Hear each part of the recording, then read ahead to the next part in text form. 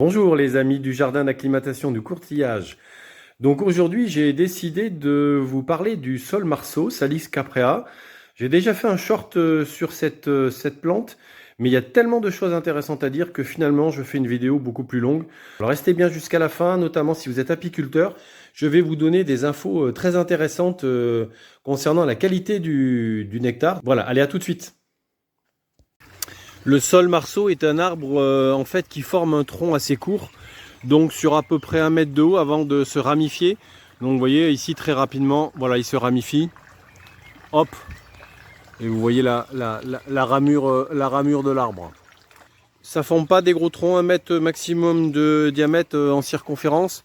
Donc là c'est déjà un arbre qui a quasiment 25 ans, je pense qu'il doit avoir aux alentours des 25 ans.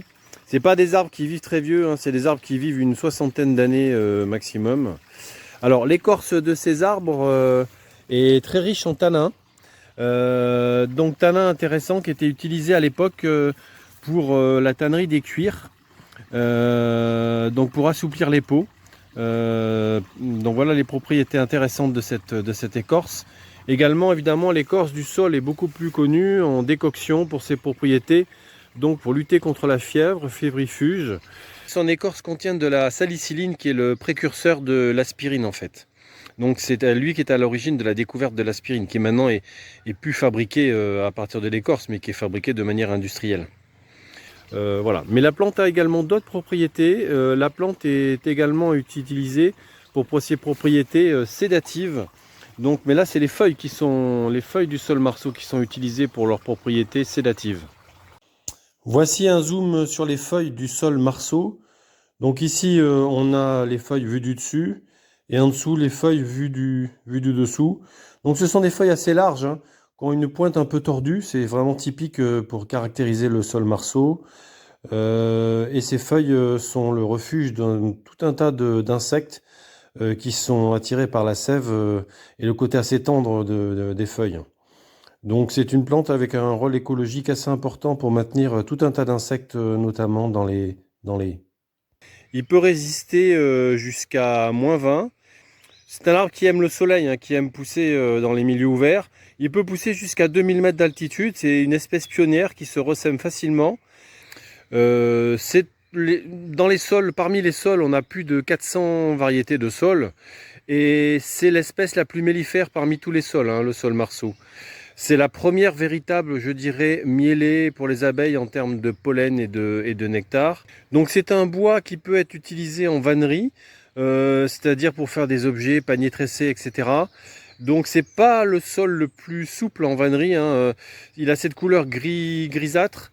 Les rameaux en général sont assez épais. Là vous voyez, vous avez une branche qui a été taillée en tétard, avec, vous voyez, les rejets. Si vraiment vous voulez des rameaux de sol très très souples, il va falloir partir plutôt sur de l'osier des vanniers, Salix viminalis, qui lui va être beaucoup plus souple pour le tressage. Mais c'est quand même intéressant et on l'utilisait autrefois comme fascine pour tenir le bas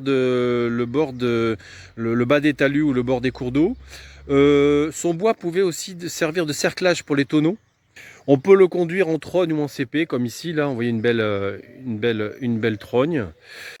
Le sol marceau est un arbre qui ne vient pas très grand. C'est un arbre qui peut venir entre, on va dire, 2 et 15 mètres. Maximum, il peut atteindre une vingtaine de mètres de haut, grand maximum.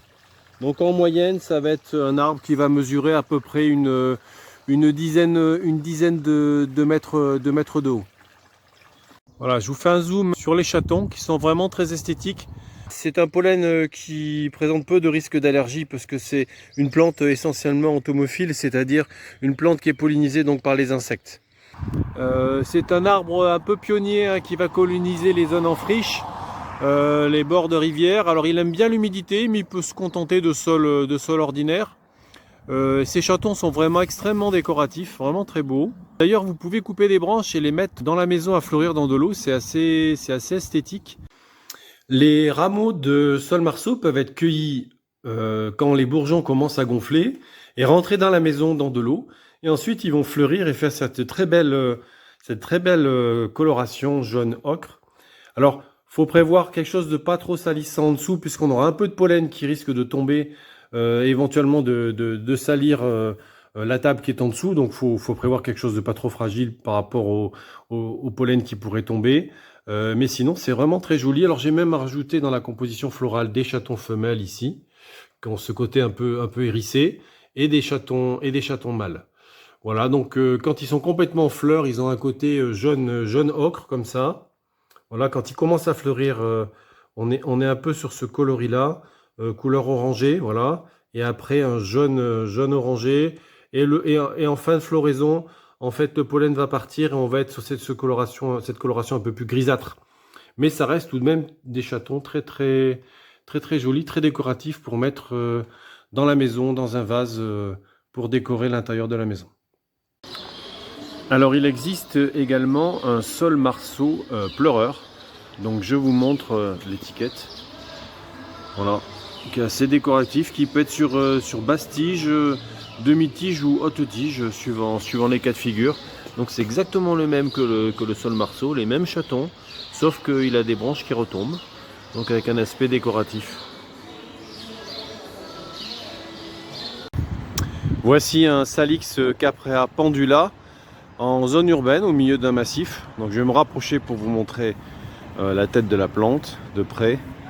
Voilà, avec tous ces chatons qui pendent. Donc en vieillissant, c'est pas mauvais, c'est pas vilain comme arbre, hein. Ça doit être, c'est un arbre quand même qui a un tronc assez épais, qui a l'air de faire une vingtaine de centimètres d'épaisseur.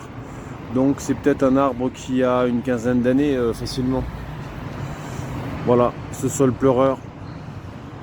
Donc le Salix caprea, c'est un arbre très important pour les abeilles. S'il n'y avait qu'un arbre à planter pour les abeilles au printemps, bah, ce serait celui-ci. À l'époque où il arrive en floraison, on a souvent quand même des belles journées, comme aujourd'hui. Là, aujourd'hui, il fait par exemple 18 degrés. Alors là, c'est le bonheur pour les abeilles. Toutes les butineuses sortent.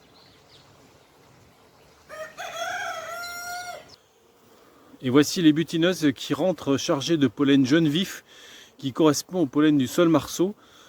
C'est vraiment le supermarché du printemps pour les abeilles. Donc on voit les va-et-vient incessants au niveau de la ruche pour transporter et ramener ce pollen.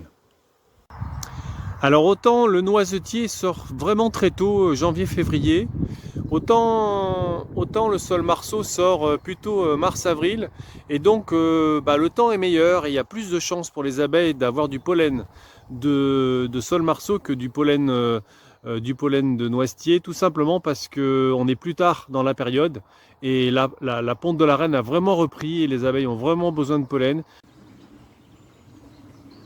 Le saule marceau fournit un pollen de très bonne qualité pour les colonies d'abeilles, qui sert vraiment bien à développer la ponte avec des protéines de très bonne qualité.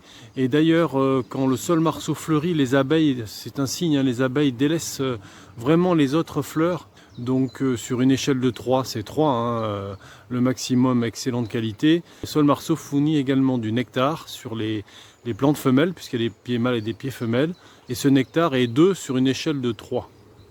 Alors maintenant, il faut absolument que je vous parle de la qualité du nectar du saule marceau. Le nectar, c'est tout simplement le sucre produit par les fleurs pour attirer les insectes. Donc c'est de l'eau et du sucre, plus éventuellement quelques sels minéraux. Donc la composition du nectar en fait varie fortement suivant les plantes. Le nectar classique, on va dire, c'est entre 7 et 70% de sucre contenu dans le nectar. Ça va dépendre de type de plante, ça va dépendre aussi s'il fait chaud à l'extérieur ou pas, ou s'il fait froid, si la plante est bien alimentée en eau ou moins. Bref, ça peut varier même jusqu'à de 3 à 80% de concentration de sucre dans le nectar. Bon, en moyenne, normalement, un nectar, c'est plutôt 20 à 40% de sucre qui est contenu dans le nectar. Donc, si on fait l'inverse, ça veut dire un nectar, c'est 60 à 80% d'eau. Bon, revenons à notre saule marceau. Donc, notre saule marceau, lui, il est vraiment dans le haut du panier, puisque aussi bien les fleurs mâles que les fleurs femelles vont contenir presque 70% de sucre. Mais la composition va être différente suivant les fleurs mâles ou les fleurs femelles.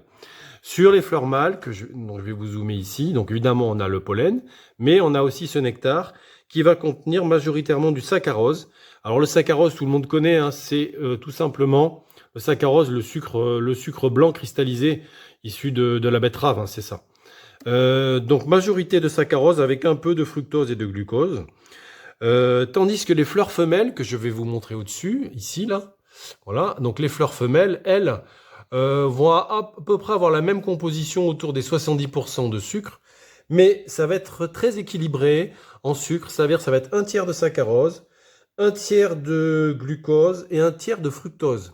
Ce qui fait que ce nectar est particulièrement attractif pour les abeilles. C'est une composition assez rare dans les plantes à fleurs pour avoir ces trois sucres en quantité égale et de manière équilibrée. Les fleurs mâles du saule marceau reçoivent 2 fois plus de visites des abeilles que les fleurs femelles. Donc les fleurs femelles ici juste à côté. Malgré le fait que les fleurs femelles possèdent une qualité des sucres plus intéressante. La raison, c'est qu'il y a un signal visuel très fort avec le pollen au bout des étamines pour les abeilles. Et également, l'autre raison, c'est qu'il y a un parfum sur les fleurs mâles plus important que sur les fleurs femelles. Donc c'est un parfum qui est 4 à 5 fois plus important. Donc ce qui fait que les fleurs sont beaucoup plus visitées. Mais la plante a quand même une stratégie dans laquelle elle se débrouille pour que à la fois les fleurs femelles et les fleurs mâles attirent toutes les deux les abeilles de telle manière que la pollinisation se fasse. Et les abeilles vont d'abord butiner les fleurs mâles et quand le pollen sera un petit peu plus épuisé ou quand elles auront besoin d'un peu plus de nectar, elles iront donc sur les fleurs femelles et elles les féconderont à cette occasion. Donc les fleurs du saule marceau sont fréquentées par pas mal d'abeilles solitaires.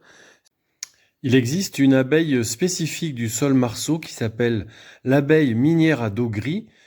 Tout simplement par rapport à sa coloration grisâtre, velue grisâtre sur le dessus. Et donc la particularité de cette abeille, c'est qu'elle va collecter beaucoup de pollen qu'elle va stocker ensuite pour élever ses larves dans un terrier sous terre.